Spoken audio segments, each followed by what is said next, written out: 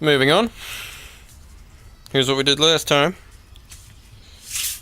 Here's what we're going to be working on now. See the difference? Yeah. Anyway. So we're going to be making these two pieces here to some leftover stock. I have a little bit left from making these. So we're going to go ahead and add that onto here. I got to figure out how I'm going to mount this bastard back on there.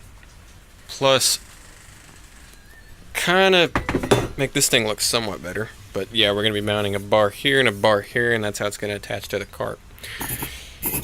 I think we got it. I haven't used this thing in a while, so I'm not as good as I was, but we're definitely getting better contact. Learn from my mistakes. Again, more with the... See, these two are sitting here nice and good. These two in ones, though, have a little bit of a gap. I'm not sure what's up with that. It's about the same on both sides. But anyway, about to mark some holes and drill.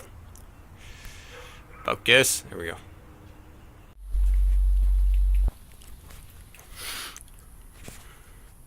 Yeah, I worked very quickly. This took 5 hours. Literally just adding this, and this.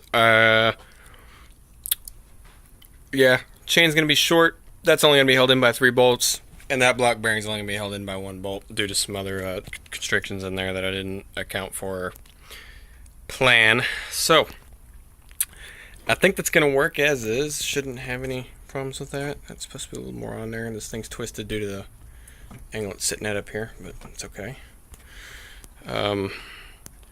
Basically, that's how it's gonna go on there. I had to edit the freaking chain here. I say edit. Had to modify the chain here.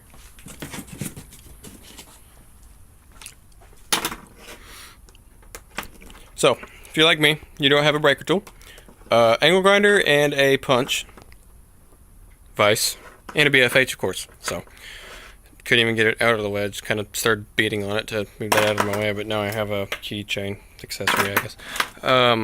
But yeah, that's... Unfortunately, like I said, that takes about 5 hours because I don't get that much accomplished in a short period of time. However,